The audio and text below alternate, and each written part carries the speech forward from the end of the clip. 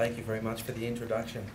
So if you're sitting here today in this lecture theatre and it's so great to see such wonderful numbers, then you're here because you're interested to become a primary teacher.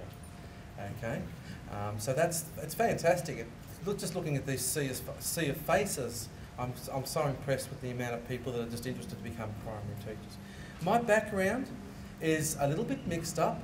I'm actually, way back when I was trained to be a teacher, I trained in what was called the middle school course. And what I did was I became a secondary science teacher. But because I had the primary component in my degree, also did primary teaching. And my first job was in a primary school and had done some casual teaching in secondary and that. But then I loved primary so much, even though I was willing myself, no, you don't like primary, John. It's just an illusion. You're a science teacher. In the end, the bug grabbed me, and I really do think that primary teaching is a fantastic career. Fantastic career. So I'm here to talk to you about that. I'm here to talk to you about primary teaching and how we prepare you at Macquarie and why you should actually choose Macquarie as an option. So these are the sorts of questions that I'm going to be answering today. Why teach at Macquarie? Why teach primary? Why Macquarie? What degree programs? When do I start teaching? What if I don't get in? And what's it like? To go through all of those things. So why teach primary? Well, as I've just suggested, it is the best job in the world. It really is. Doesn't matter if you're a boy or a girl. It's a fantastic job. I'll say additional things like it's very satisfying because in primary you often see the results if you're teaching straight away. And very intrinsically motivating to be able to see light bulbs appear on kids' heads, not literally, but you start to see them doing things and you are responsible for facilitating that to happen. That's a very powerful feeling and it's a very strong feeling of satisfaction. And it's why a lot of teachers are very highly satisfied professionals, despite what's said in some circles about teacher job satisfaction, where my research just recently has shown that teachers are a very satisfied bunch. They get frustrated a lot by the job, but then who doesn't get frustrated by their job? You influence lives. That's really, really important. That's 3 words there, but those 3 words are going to mean something to you for the rest of your lives. You're going to meet former students. They're going to come up to you on the street or at the shopping centre and say things like, "Oh, hello, Miss Smith. Remember you had me in Year 1?" And you'll say, "Yes, I remember you, Madeline." You know, but all of those things are really special moments. It's because they never forget you. You've heard this before probably, people forget what was taught, but they never forget the teacher. That's very true, primary. And you're also helping shape Australia. Remember what you're teaching in primary. You're teaching those basic things. That what you teach in primary school, and I'm not just talking about arithmetic and reading and all that sort of stuff, that's important, but also teaching them how to be independent learners, researchers, being able to use technology really well, being able to show other people how to use technology and all the rest of it. You're going to be responsible for that. You're going to be responsible for how the country moves forward. So these are the kinds of things why teaching is so important. Heaps of fun. I've had heaps and heaps of fun in the classroom, and if you've got a sense of humour, then that's so helpful. You need to have a sense of humour in the primary classroom, in the secondary as well, but you need to be able to laugh at yourself and also be able to laugh with them, not at them. Okay. Holidays.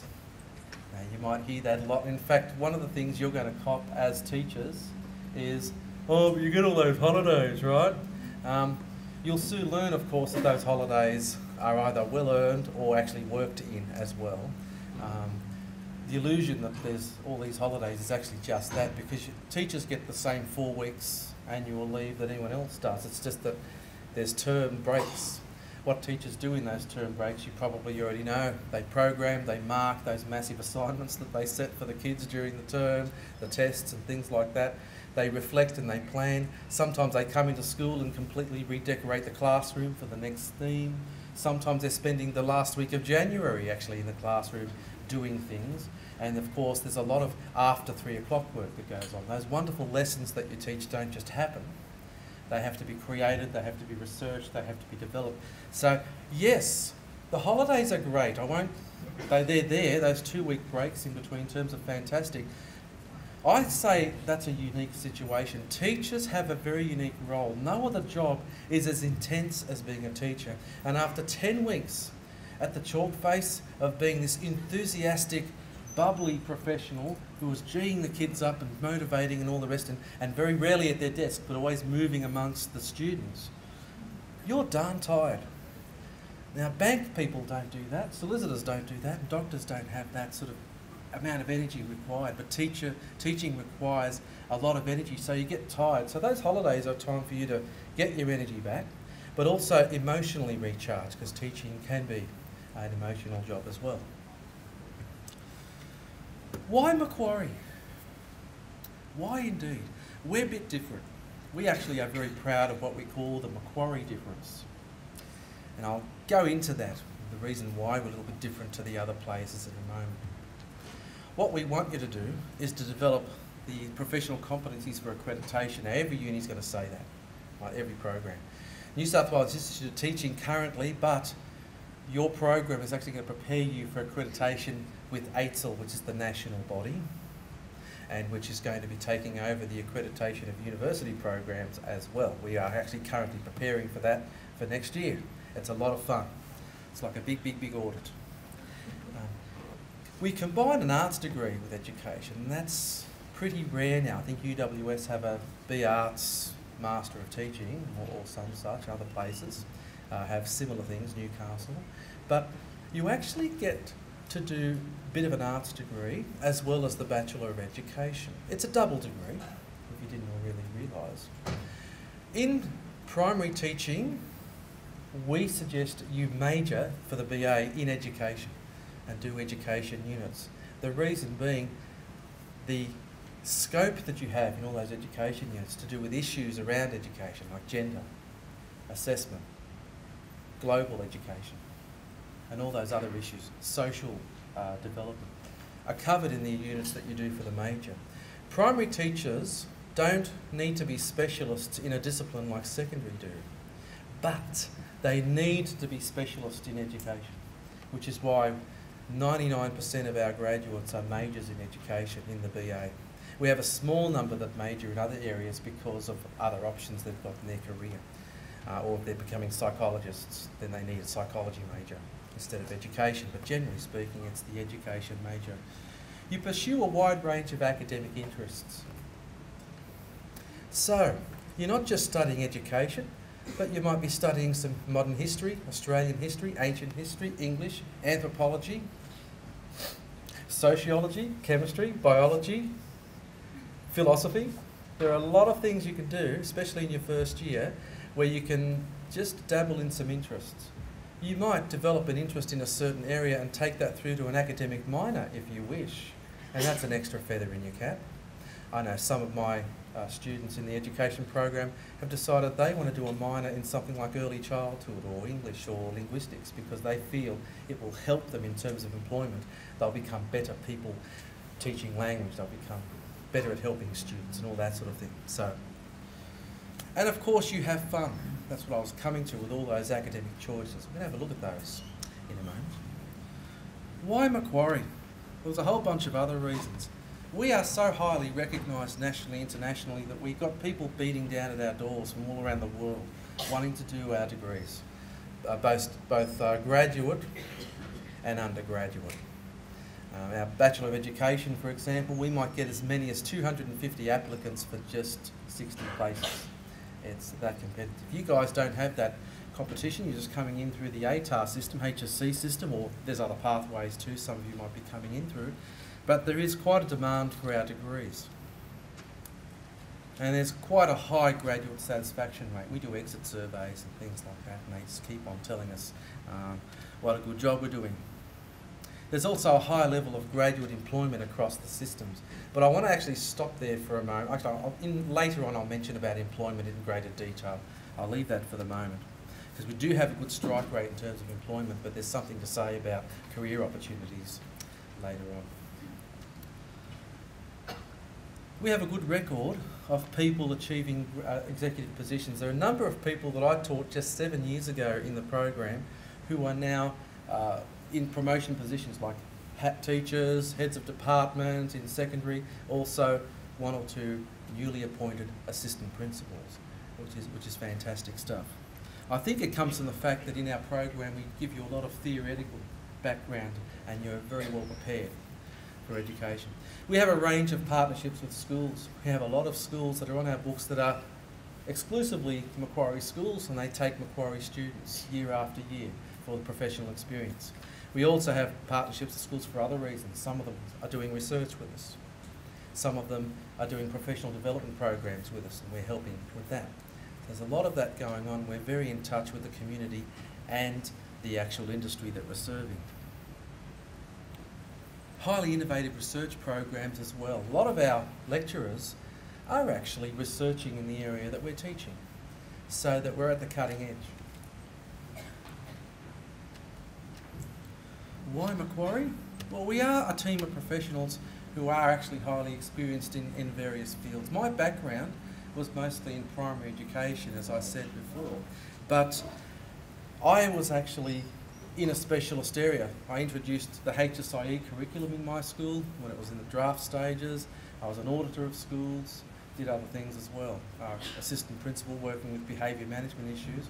We have other people that are specialists in the maths area, other people that are specialists in the gifted and talented area. But every one of our staff has a particular specialisation and area that they've been working on in their research or in their professional experience in the many years that they were in the classroom. And yes, most of our academics, most of our lecturers were actually teachers.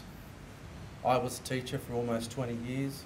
Jenny Marston, who also teaches with me in the primary program, was a teacher for more than 20 years, and so on and so forth. A lot of people that have been in the classroom, been at the chalk face, and so understand what it's like to be a teacher in the real sense. We care deeply about equity and diversity and also developing student potential, and that's evident in the way we support students who are having difficulty, students that are at risk, especially discover in the first year of the BAB Ed. We sort of talk to them, we try to reach them and try to help them in some way, especially if their academic results aren't quite making the cut. We want to know why.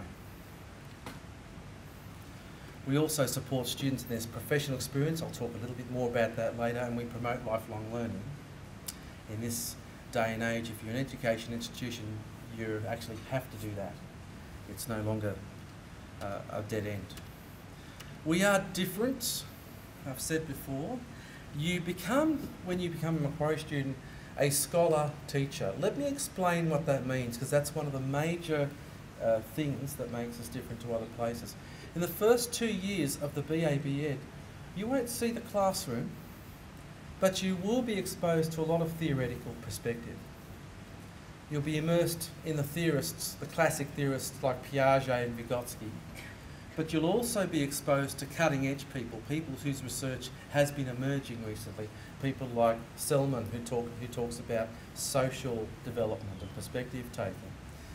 We grapple with some of the pop issues like learning styles, and we try and figure out, is that a theory or is that just something that is contested? Things like that are discussed in tutorials, talked about in lectures. What you end up with at the end of 2 years is exposure to a lot of the research and new ideas in education, a lot of the classical stuff, a head full of theory. Students in the end of the second year think they know what's going on in schools, right? Which is a good thing. It's good to give them the confidence. They soon learn that schools can be quite diverse and problematic and all the rest of it when they get into the pracs, but they've come in sort of knowing what it's about, unlike a first year person in some other institution. And I was a case like that, going into school just 4 weeks after starting uni and not really knowing and actually having the confidence gutted out because I just didn't know what I was doing, and it was quite a nervous sort of experience. You're being very gently moved into the classroom.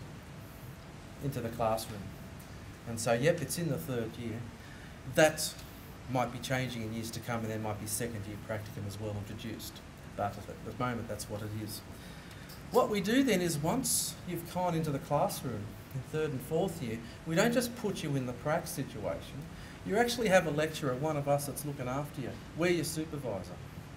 Now I know that's unique because I've been to the other unis and your supervisor is usually someone you don't know. You're lucky if you know that person, maybe you were in their class or whatever else at one point, but usually you don't know them. So there's this immediate sense of anxiety, and you know what anxiety does to performance. In our case, all of our students who are on professional experience, practicum, the old language, know who the lecturers are. They know they have a relationship already with the lecturer, so that anxiety is gone. The other thing that I think is quite unique to Macquarie is while you're doing prac, you're also coming into classes and deconstructing the practicum. Now that's very important. We do promote critical reflective practice, and that's one of the aims.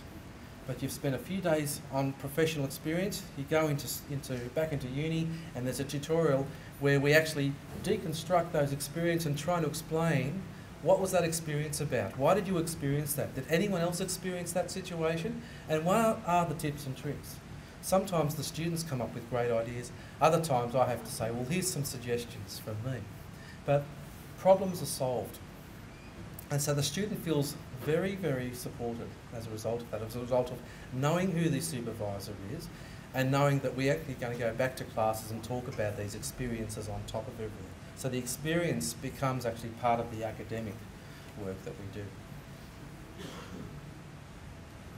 It's a developmental model, and I think I've already mentioned that we sort of develop you theoretically, and then of course the supervised practicing and developing reflective practitioners.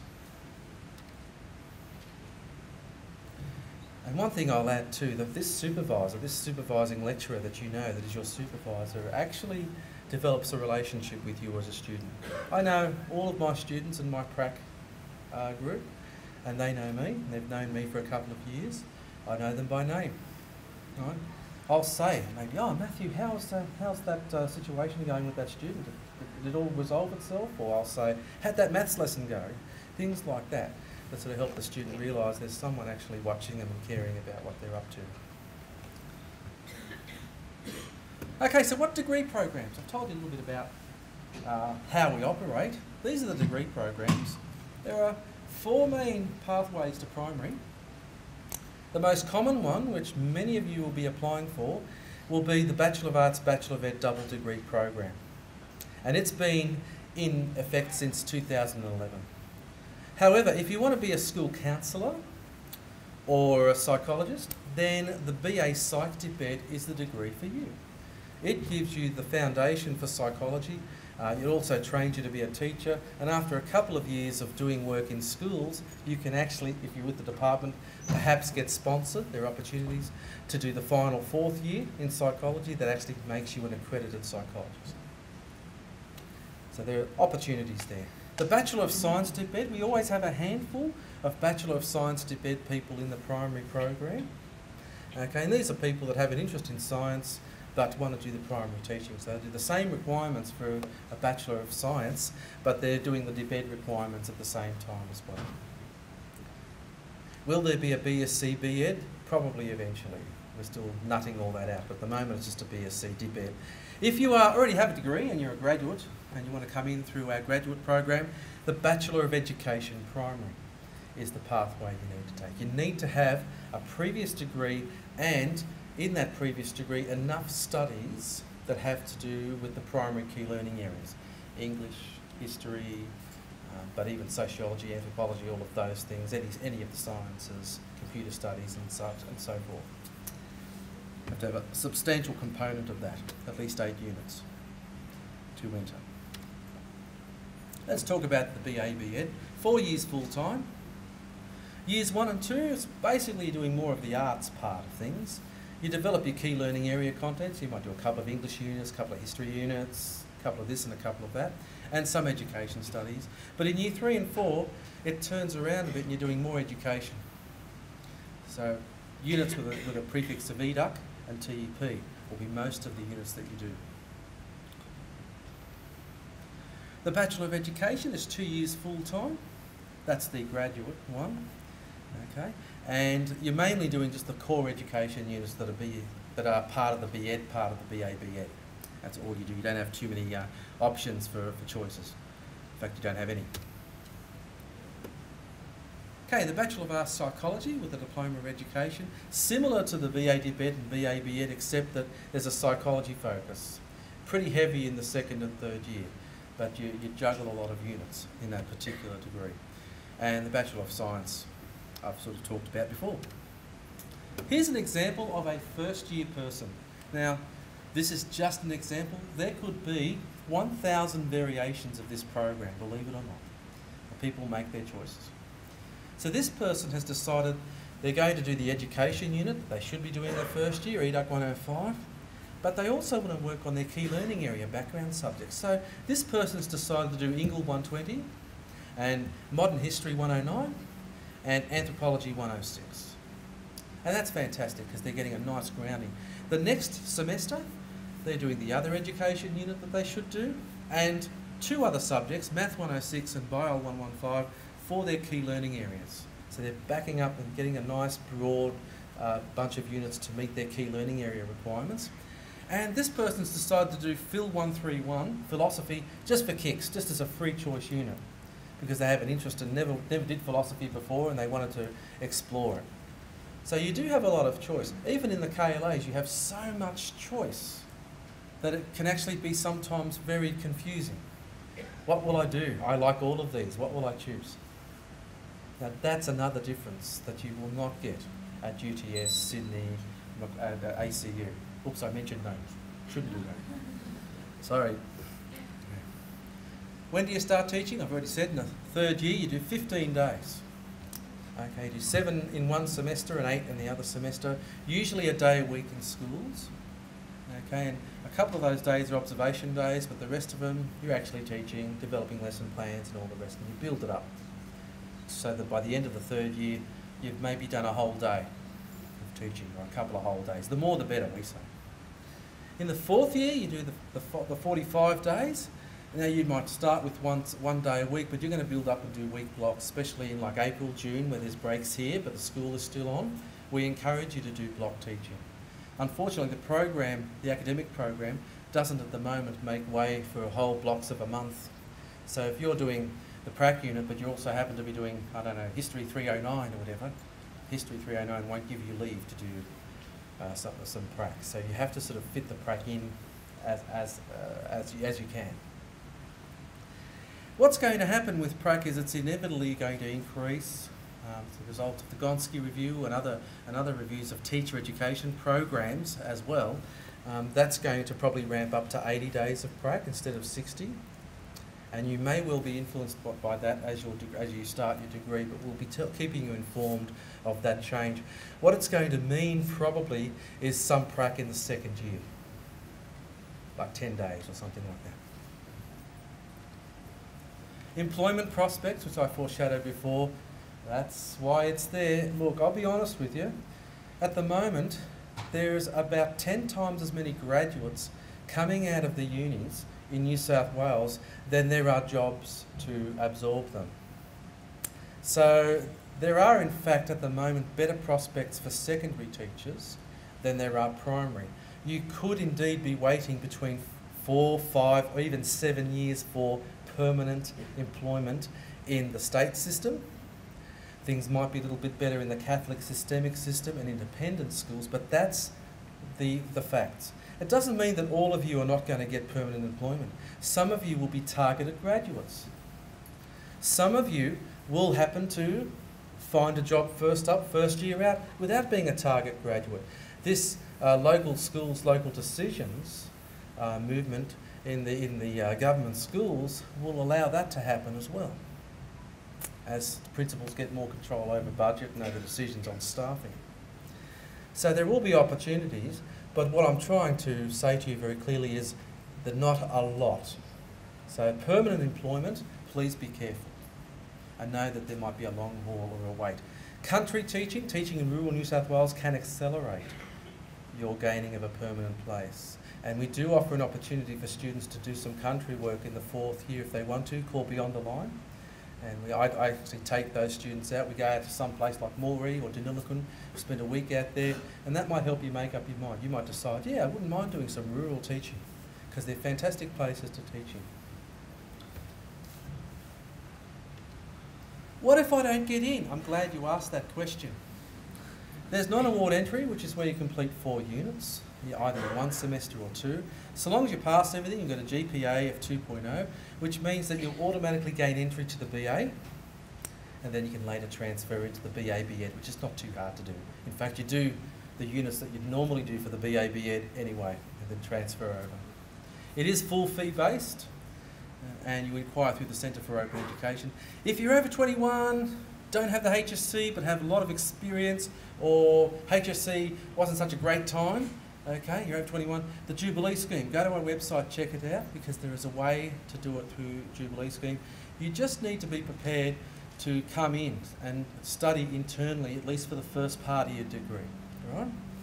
Because we don't want to let you go and then make you be an external student and have you, you know, collapse from not being disciplined enough or whatever else, or not being used to study and not having a successful time. We want you to be successful. I deal with a lot of the Jubilee students myself and take them through study skills and transition into university and all the rest of it. What's it like? Well, I've got some pictures just to finish off, and that's a picture before the library. The centre one's before the library was built. That's what our building used to look like. What you see here is the man in pink. Over here is Neil Harrison. He's the HSIE, SOSE teacher. And that's a student next to him. We're at the end of year ball. There's an end of year ball for the people graduating. So there's a lot of social interaction between our students and staff. You can see there are students up there doing work. And over here, a child actually doing some teaching. The prac teacher sitting back evaluating the child. It's all fun. Male teachers, I can see a few male members here, which is fantastic. And we do get a good proportion of male students. And look at them there, they're thinking hard. They're doing a task for me in one of my tutorials. And boy, do they think hard. And so they're hard workers, just like the girls there. And that's a wider picture of one of my tutorials. You can see lovely decor at the university, very calming blue room. Oh, you like that? Very good, yeah. Now, one of the things that we sort of specialise in, you can see that people, it's not just the young'uns, there are people of mature age there, and that's up to a third of our undergraduates are actually mature age people, which is wonderful actually, people changing careers or whatever else.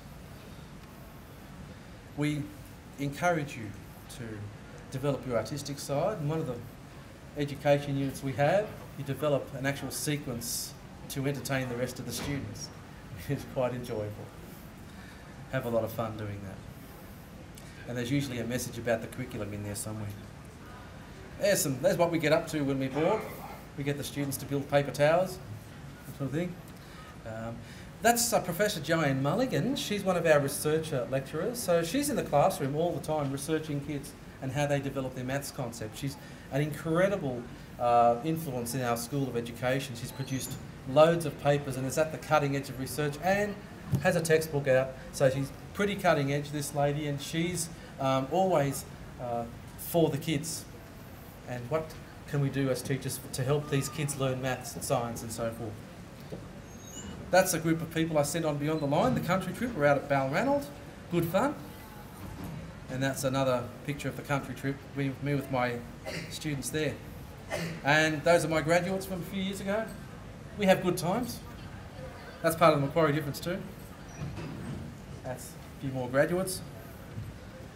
And here's where you can go for more information. Go to our website and go to downloads, because you'll be able to download our guides and things like that. But look, I'd like to thank you for coming and listening to primary. Please, by all means, if you need advice and all that sort of thing, we've got our table over at E7B. Have a talk to the wonderful people in education. Please don't see me now, because I've got to give another talk to secondary people. But I'm happy to talk to you after the secondary talk over in E7B. Thank you very much for listening.